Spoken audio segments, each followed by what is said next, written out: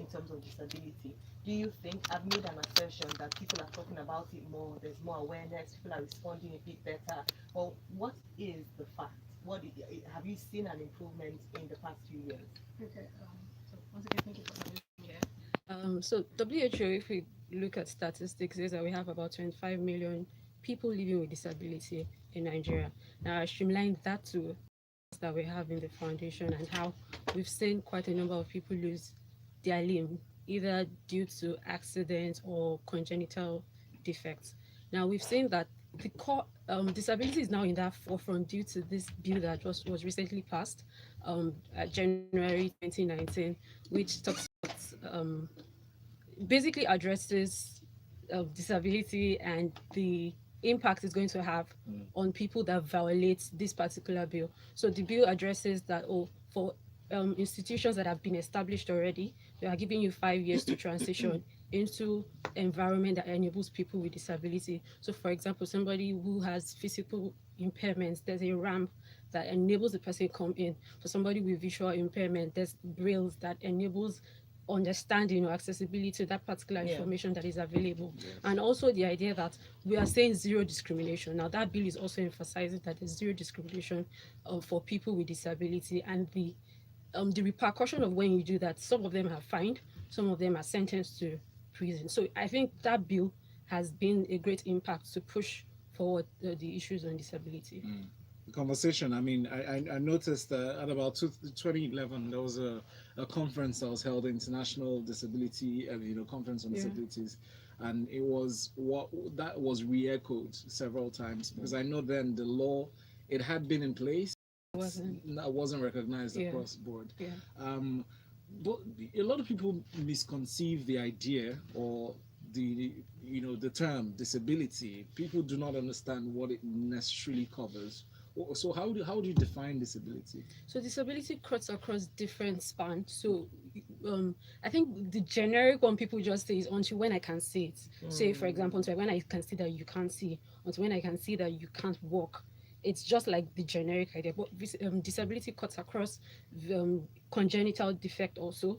It cuts across visual, like I said earlier, visual impairments, auditory impairments, physical in to move. So there's a cut between mobility in that angle. So disability basically is in as much as we're not wanting to use the word limit, but there's across the standard of what is supposed to be, there's a diversion from what the standard is. So that's it. So it's not necessarily physical. Not only physical. Not only physical. Yes, not only physical. Thank you very much for highlighting that point. Particularly in a country where we haven't had this, conversation, or a number of people are unaware of what it means to be a person living with disability. It's important that we actually clearly define it. That it's not until you see someone walking, a particular way, or cannot see, like you mentioned, or it's not physical that you see. We have other. Can you mention some of the forms of disability that are not physical? So we have quite a number of congenital, for example, and learning. Right. So we have the ADHD, we have the dyslexia. All of those things are it's identified based on current ongoing. So it's probably during interaction that you get to notice. So we also have some angles where we have the cerebral palsy, we have the Down syndrome, and all of those. And so it's like a flow.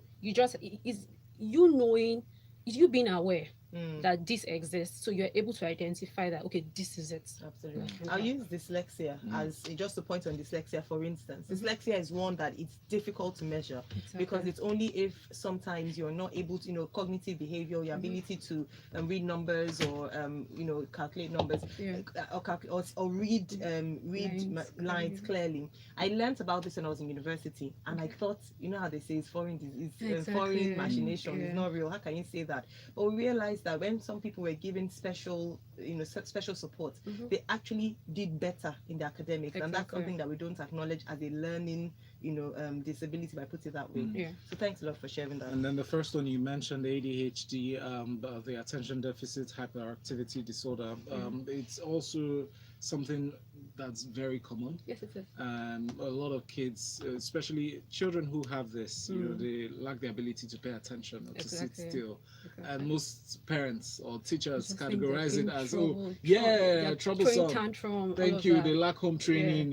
Things like that are Yeah. said about those kids. Yeah. And you wonder how much training the teachers have. Exactly. So that question is something we're going to touch on pretty soon. But looking at disability as a whole, what do you think discrimination against people living with disability looks like in our society? So I'll start with, I think growing up for me, when I see people with Down syndrome, so there's this very derogatory word when they call them imbecile. Mm. I, I used to think that it wasn't proper for you guys to say that, but I just got to understand that it's from the point of view where you are. So it's because you don't know. Yes. That's why you do that. But the idea of understanding it just starts from that mind shift. So you need to understand that there are people that are not like me. Now, what is that term? What is the term for that set of people, as opposed to you finding your own derogatory or what the society or whatever it is calls it? So it's you identifying that particular issue and calling what it is. It gives that room for reduced discrimination and the sense of their voice is being heard. So at times we have kids that come to the facility, and they're probably for kids that they probably had their limbs intact before, then they had an accident, then they lost it. So we notice how their self-esteem just drops. So a child who probably was very active playing football, a child who was very active in class, just becomes very withdrawn. Now, where we come in is connecting them with, so we have like ambassadors where we bring them in. These are people that also probably don't have their limb. We let them see what they are doing. This person is doing this in this area. This person, so you can also do. Your life doesn't end here. So it goes beyond the fact that as much as the society, as much as the environment, you come into this facility, the road was not even enabling. Using your prosthetic limb, you had to pause, or you had to use your crutches, and you were tired. The environment wasn't even enabling for you. This space, that is the foundation where we are, is a safe space for you. We connect with them, where we do encouraging program also, all in the midst to just reduce discrimination to the very minimum. Thank you so much. When you talk about discrimination, we have to sit it side by side with inclusion. Yeah. So when you talk about inclusion and you talk about organizations who don't have accessible facilities for people, living with disabilities, I'd love for us to touch on that. I know the Disability Act that has been signed in Lagos State makes provisions for that. Yes. But we have public buildings that are not even accessible before we even address private buildings. Exactly. How would you make a case for that? Because there are people listening who are owners of businesses, or of course, who are representatives of the public or public offices. How can we make buildings more accessible? And not just buildings, even facilities. You go to toilets, malls, different places. How can we make them more accessible? It starts with you as, whether a CEO, you as a founder, you as an architectural person, understanding that there are people aside me. It starts with that mindset. So it's just like, for example, I want to construct a building from the grassroots. I need to factor in that I'm not just making this space for people with both legs. I'm not making this space for people that can see. So from that grassroots, create opportunities, create other diverse entrances, for example. Create the toilet is accessible to everybody from scratch room. So for people that already have that institution already, it might sound like, oh, it's financial constraint, it's going to be a financial constraint on us. But you need to understand that you need customers that are living with disability also in your team. You need staff that are working, you need staff that are probably living with disability also in your organization. It shows that you are being inclusive, because that's the whole idea of inclusiveness. We don't want to leave anybody behind, which is what the SDG is also pursuing, that nobody is left behind. So it starts with that, you understanding the need of why they also need to be in your system. And because that really is something that I know a lot of people still are trying to get used to. It's something they're trying to get comfortable with. Yeah. Especially when you speak of CEOs or owners of companies, they're trying to still factor in, that cost into their overhead. To wonder, okay, is this really worth it? How many disabled people are going to come to our shop? How many of them are customers? Excuse me. So, it should be beyond that. And then also noting that in our society, we can't turn a blind eye to the fact that we have a lot of people begging on the streets. Yeah. And we have a lot of people who are taking advantage of the empathy shown to disabled people to pretend to look disabled just because that gives creates more room in the hearts of those who are being benevolent. Mhm. But it's something we should touch on when we'll come back after Yes, this break. absolutely. Abuse of processes, which then has an impact on those who actually need the services that we're talking about. In case you're just tuning in, we've been speaking with Wura Ola, representative from the Irede Foundation. This is Smooth 98.1 and it's Lagos Talk Special 91. Forward banking.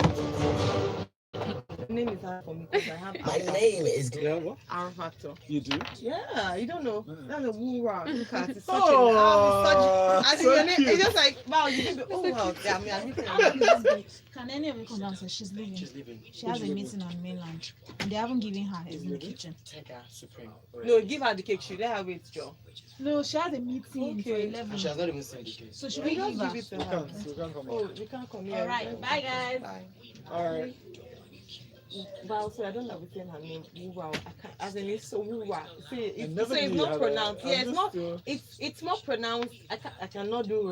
You know when you roll your R's. Say it right. Very funny. Not yeah, this is is discrimination against me. I'm not. You're making Yeah, fun of me. because, I'm because not. you've identified Yeah, that already. I shouldn't have Say told wrong. you. I love it. Oh my days. When I said, I was like, oh my days, this is a trap. I'm not going to say it again. Well, it's not. Imagine it's if I, not bad. imagine if I called my child, I named my child, like, who will beat it? I think you even They'll be avoid- laughing. you avoid The it. child will Yeah. laughing. All right, we're coming back now. While some people might make fun of the way some people's disabilities, could present itself, it's not funny to the No, person it's who's living with it. Yeah. Mhm. Because to some it's a form of discomfort, not necessarily because they feel uncomfortable themselves, but because the society makes them feel like they have something that's extraordinary Yeah. in a bad way, Yeah. so to speak. So how do we where do we start if you're going to change the mindset? Because we started this process a while ago, but have we recorded this as much result as we should if we were going to be giving ourselves metrics or timeline, to achieving the SDGs, part of the SDGs like you mentioned earlier? Oh, by the way, if you just joined us, Wura Olakayode is a representative from the Radio Foundation. She's our special guest promoting the participation of persons with disabilities, highlighting the need to talk about them, or rather talk about us, as yesterday was the International Day of Disabled People, and still speaking to the importance of inclusion. Now, where do we start from? We're going to do cause like a major mindset shift. Yes. To accepting that we should have this, we should have people living with disabilities as part of our lives, as part of our everyday experience. Okay, so I'll start off with my own personal philosophy about the entirety of life, about living your life beyond you. So understand that, just be empathetic. See that opportunities that you have, see that the life that you currently live is not just for you alone.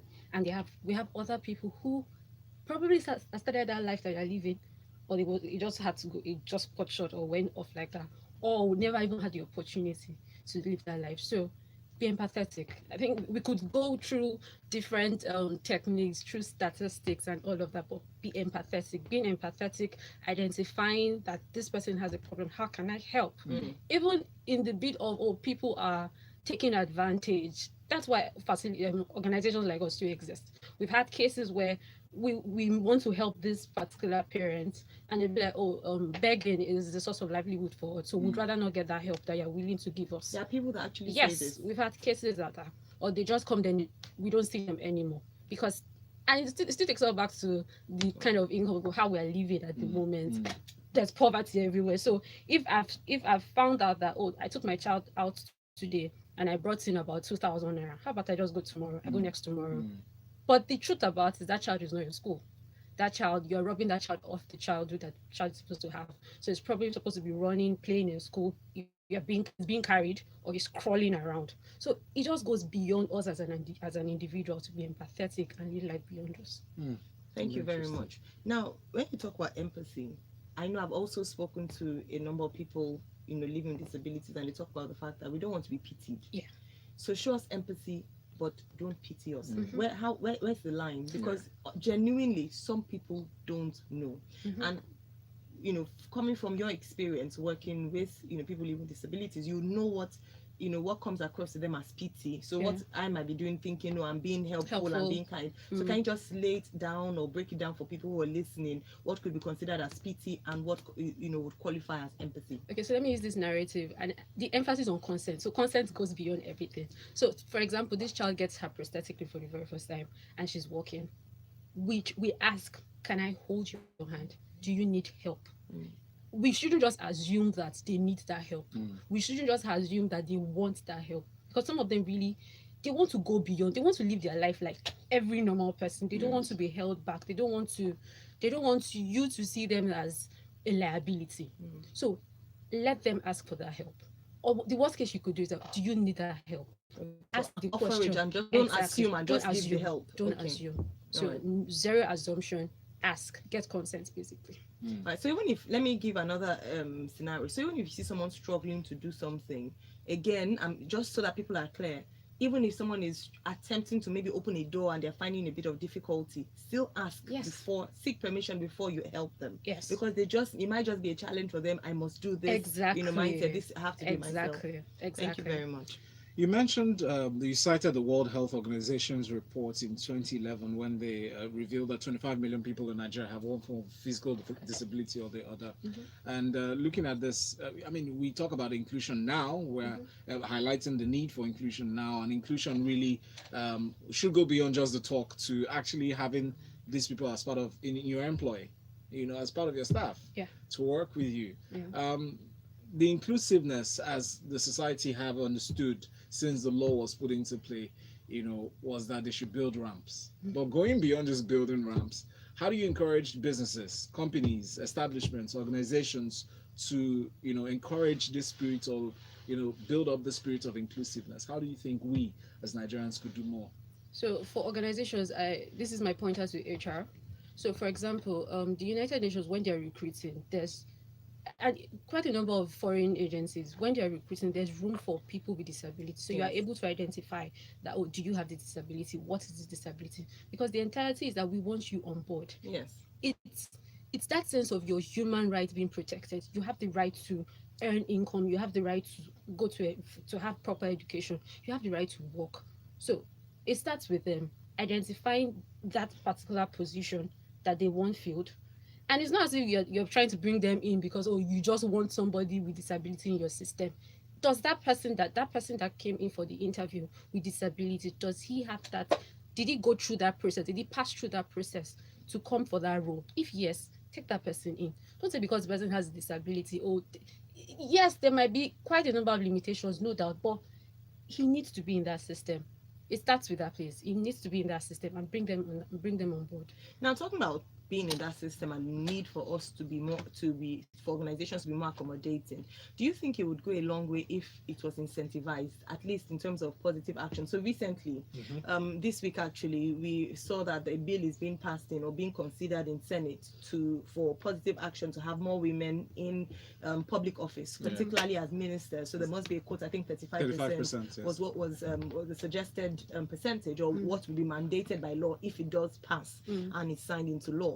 Do you think something similar should be done with regards to disability as well? So in terms of a quota system, and then maybe the way you have tax relief, organizations who are able to, because we mustn't deny the fact that for some to make modifications, yes, money is being spent. So perhaps if we have government incentivize organizations to say, okay, if you're willing, because they do it in other parts of the world, whereby the government will say, if you are willing to take such a number, we will support your organization to make it accessible for them. Do you think, are we pushing for that? We've not pushed in yet, but you talking about it now, yes, incentive will go a long way, because I'm just trying to look at how organizations have come from CSR.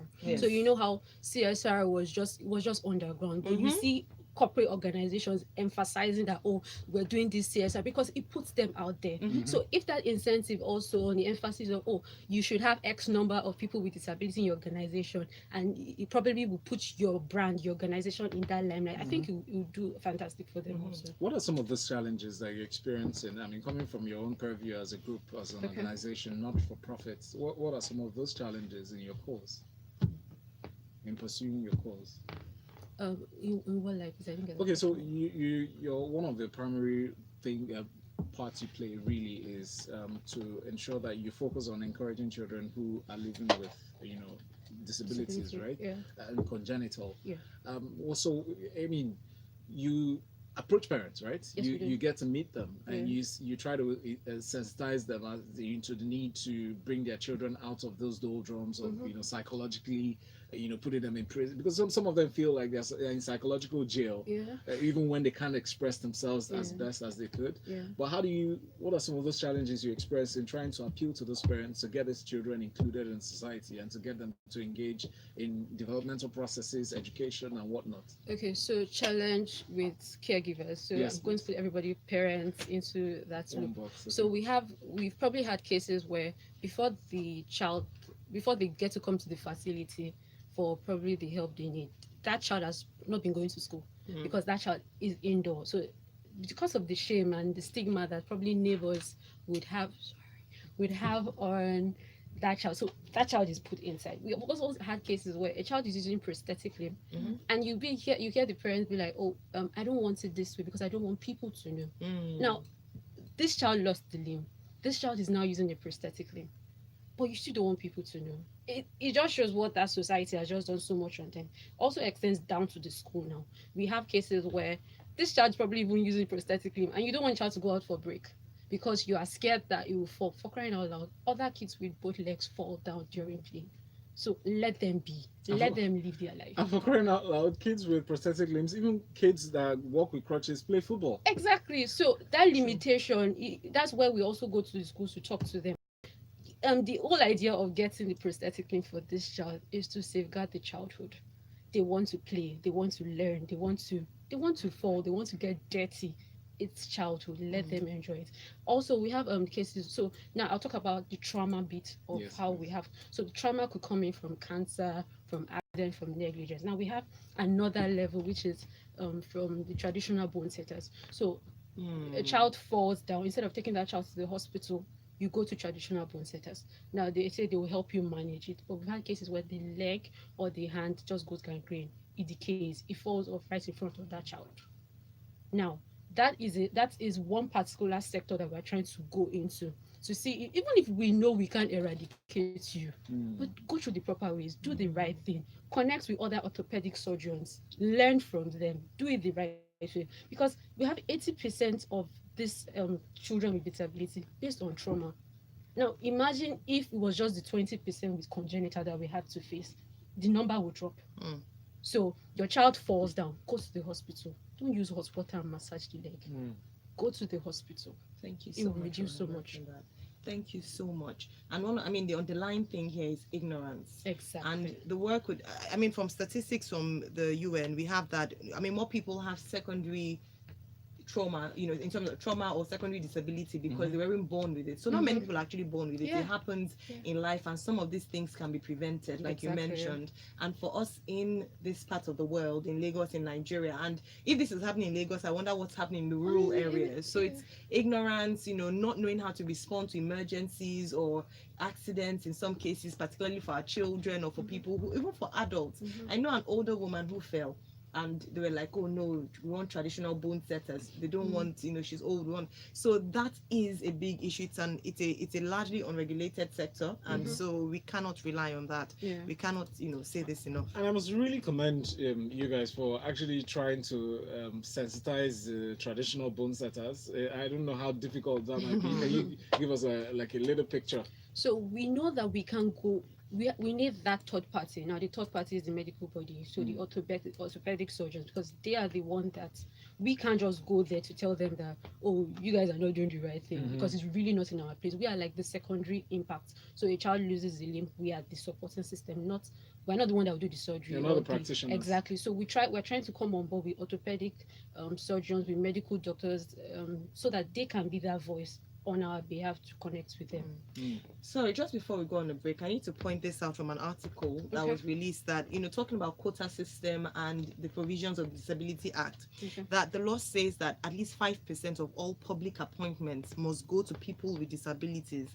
Governments at various levels have so far not complied. The president appointed no person with disability into his 43-member cabinet in August. So one of the biggest problems we have in Nigeria is that we have legislature, but we don't have enforcement, and that's why organizations like yourselves are they are so critical to the work, because you're the ones who will lobby the government to do the right thing. You're the ones who highlight these things. If not, we will just assume that we need to be fighting for these things when it's already, there's a provision already for that in law. Yes. So just to point that out, so perhaps it's something that we must start to speak about and enforce implementation, if I put it that way. Yes, implementation is key. All right, so we are speaking to Yeah, I mean that really answers the question, because I was hoping, or not necessarily hoping, I was a bit anxious, when you're talking about the experience of speaking to the, I wouldn't call them third party, but this traditional alternative medicine providers, Yeah. the kind of pushback that you get, I can't even imagine. That honestly is scary. So that's why we wouldn't go ourselves. No, I want to hear that story. So we've not. We'll hear that story. Okay. Because we'll hear that story, and I think it's really important to paint the picture of what's going on out there. But we'll go on a break. When we come back, we'll continue this conversation. In case you're just tuning in, we're looking at in commemoration of the International Day of Persons with Disabilities. We're talking on promoting the participation of persons with disabilities with Wuraola Kayode, a representative from the Irede Foundation. Wow. I was calling you that I was speaking to. I wanted you to say her name. Oh, I was saying that. I didn't connect. I was looking at you. I didn't like, you didn't connect. I was like, oh, Val is gonna put me on the board. I was saying Val. I was speaking to. Ouch. I'm sorry. That was painful, boy. Thank You you. deserve Okay, it. no, that was Did you hit Val? Ah, yes. What? She slapped Domestic me. violence. Oh my god! Oh my god, come and see the red mark. Yeah, it's recorded. No, I didn't beat him. This is office violence. Oh, It's gosh. domestic violence. Let me see. Violence. I was going to play a song just for us to come back to, because we've been talking for a long time. So we'll play a song Yes, please. after the ad, and then we'll come back and talk. We're about rounding off. So if there's any vital thing that you'd like us to mention, please say it. Oh, I told you. Oh. So you guys to play. Because she's always coming bad girl, hard guy. Funny thing is that she sent me a message on Twitter telling me, "Hope you have my gift ready Are for you December serious? 4th." I didn't even know. I just saw on LIS International. I said this babe has started. She didn't even tell anybody. I thought she was one of those like I thought she was like your family member. But she not gave this money and didn't say anything. Thank God. One of us standing at me so much. It's a happy day.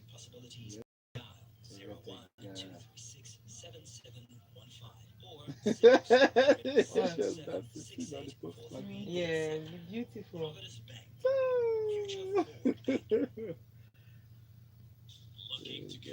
One time pick one. Start from here and pick one.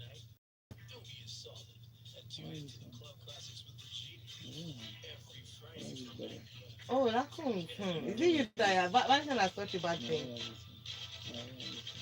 So you already chose the one you like. Yeah. I said, yeah, like it. Yeah, like it. Yeah, like it. Rubbish and We nonsense. pay you.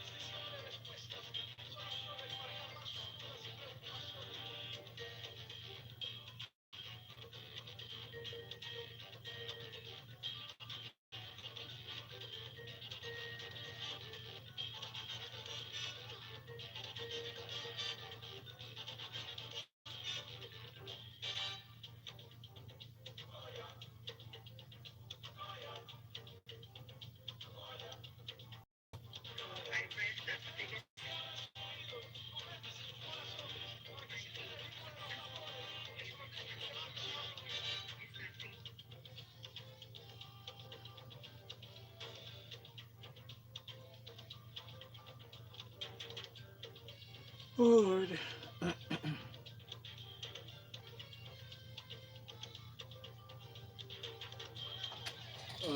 What's your name? Sure. Are you there? Have you turned on the volume? Why? Please do it now. It's locker room. You're like that child will say, don't touch this. And then when you're supposed to turn on It's the not lights, totally straight, Jack. wait It is. first. And when the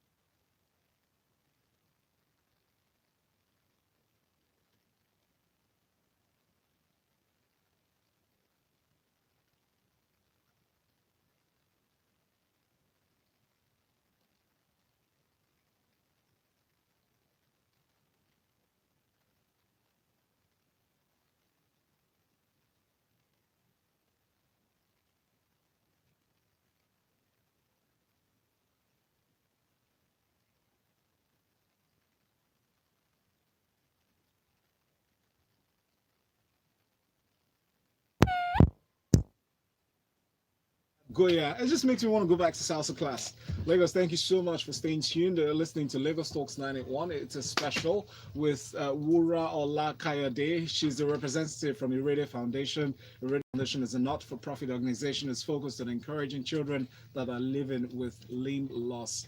Today, because we're talking about promoting participation of persons with disabilities, before the break, and breaks past. We've been talking about disabilities, the different forms of it, how inclusion should be encouraged in a society, where we are without inclusiveness yet, and how far we need to go to ensure that a lot more people understand. Because I know so many people who react to persons living with disabilities are coming from a place of ignorance. Mm-hmm. So we have messages coming in on WhatsApp. That number again? 0809 444 0981. So let's take this one here from, what's your name, please? From Bukola in VI. Bukola said, I'll read it very quickly because I see you giving me the look. This she said, I have an uncle. First of all, says as a young architect, it's actually long. Thank you. If only we could be more empathetic towards others. We didn't create ourselves, so it could easily be any one of us living with disability. As a young architect, it still beats me that many Nigerian buildings are not accessible. I currently work inside a popular Lagos hotel, and once a woman came on a wheelchair to use the gym, you should see how everyone you should have seen everyone scampering around to get her in just because there was no ramp in the building. I have an uncle who wasn't born blind but became blind at 13. He's gone on to become a lawyer. To becoming a lawyer, was called to the bar in Nigeria and England, and currently lectures at Lancaster in England. He lives a perfectly normal life, alone. He guides me each time I visit him perfectly, giving directions to any place we go, from train stations to high streets, even without his stick. Truth is, we leave it to families to sort out their people with disabilities, and it ought not to be so. The society can do more, and though thankfully the government is now doing something about it, all hands should be on deck. Building regulators and town planners, for a start, should do a lot more to ensure that disability or accessibility and apply penalties to defaulters. I believe when we get used to it, we'll adjust. Thank you, Bukola, for your message. Thank you so much, Bukola. We would like to take a few more messages if we have the time. So if you want to send messages or questions to Uwaralaben, please, by all means, do so. We're going to break now and find a one for this morning, and then we will come back to conclude the conversation this morning. This is Lagos Talks 981 special. Thank you.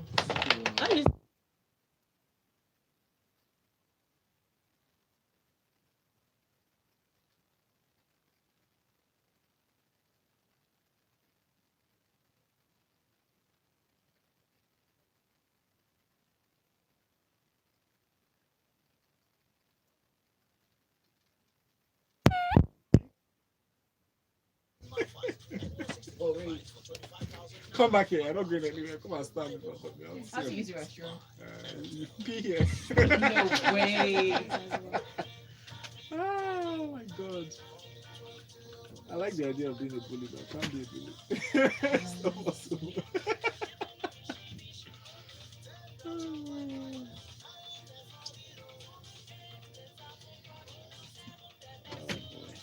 She's actually waiting for you guys. Oh, take a, but I have to go. Me, I'm not waiting. No. I thought me, I cannot wait. I have to run out. Even if you just take a picture to be here. I can. Okay. I really wanted to run out. We're coming back, children of God, in about 3 minutes. And then that'll be 9:45. Then we'll have 5 minutes more, and that 5 minutes include the time for us to wrap up. So to maximize the time, it would really be good if you could then talk about the work you do, and then we sign off. Okay. Because if we take another question, we're not going to be able to finish. Okay.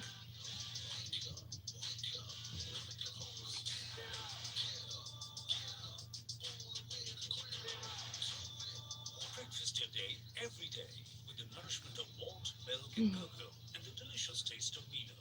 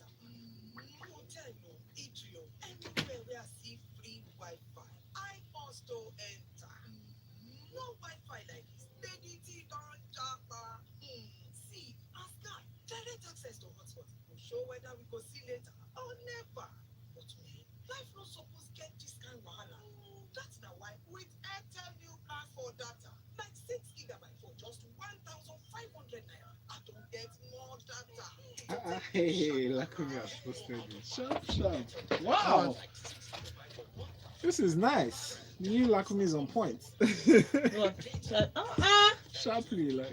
Okay, guys, I'll come back in 1 minute. Just take it now.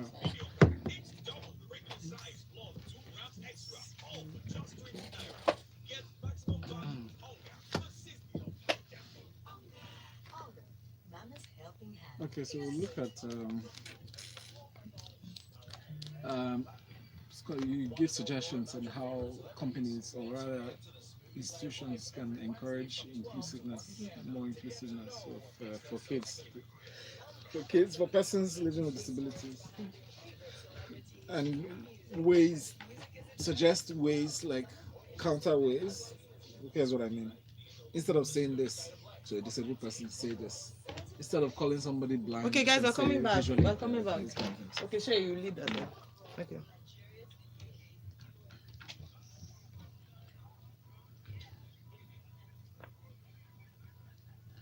This makes me feel hungry for travel now. But we're talking about disabilities, especially including persons living with disabilities in our way of life, in our institutions, in our life, in our society as well, at large. Actually, to have this conversation with us, we have a special about to end, and sadly we have Wura Olakade, who's a representative from Irede Foundation. Wura, thank you very much for coming in. Thank you for having me. Thank you. She's been talking about inclusiveness and how we can improve participation for persons living with disabilities. And Wura, before the break, we were musing the idea that a lot more people need to step out of ignorance and learn how to better show empathy. And Ayo pointed a very special, thing to note as well. Some differences, marginal difference between feeling sorry and understanding where they are coming from.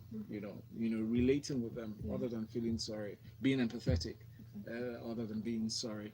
But what ways do you think we can gradually step into becoming more, having to include them more in our way of life, in our society, in our institutions, in the workforce? So it starts with the labeling. So instead of saying, oh, he's blind, which is like the generic statement, visually impaired, works better, or he has auditory impairment, using the right word, I think it goes a long way also, rather than saying the generic terminology for identifying a person with disability. And also... So if instead of saying deaf, you say hearing impaired. Exactly. It just gives that sense of I'm recognized, because deaf is just a generic word. Yes. It's just and it's more derogatory. Exactly. So descriptive. when you use that word, it shows that there's a thought pattern that has actually gone through it before bringing it out there. So be very deliberate. That's what I said. Thank you. And that's a strong message for us to end today's conversation on, in terms of our own actions. Every single one of us. If one thing we can achieve from this conversation is that at least everyone listening to us is determined to take action and changes their mindsets, then that's fantastic. Yes. Thank you so much. And I like how she mentioned being deliberate. Yes. We need to be deliberate. The CEO needs to be deliberate. The staff needs to be deliberate. Yes. The interviewer needs to be deliberate. Yes. All right, Marianne, to end this, says, thank you for talking about this. I had helped people like me and others out there. She says hers was dyslexia when she was younger. So thank you so much, Marianne, for your comments. But this is where we draw the curtains on the show. Yeah. Thank you, Wura Olakade, for being our guest today. Thank you for making it in time. She's a representative from the Irede Foundation. I must commend your foundation. Yes. The not-for-profit organization has done so much by encouraging children living with limb loss, acquired or congenital. And to everyone out there who's listening, we hope you have the best Wednesday ever. We want to also wish a happy birthday to Tega. But Wura, before you step out of the studio, sorry, Wura, call your full name. How do we get in touch with you? Okay, so you can visit our website on www.theiredefoundation.org. You can do a walk into our facility also at number 15 Ramat Crescent, Ogudu, GRA. You can also call us on 070 87 10 95 96. I'll call that again, 070 87 10 95 96. You can also check us on across social media platform, the Irede Foundation. Thank you so much. All right, Lagos, thanks for being a part of today's show. From Valentine Ohu. And Ayo Myro Essay. And Valentine, by the way, is at Valentine Ohu on all social media platforms. And Ayo is at Ayo Myro Essay on all social media platforms. All right, have a beautiful morning. Good morning. Thank you. Yeah, amazing.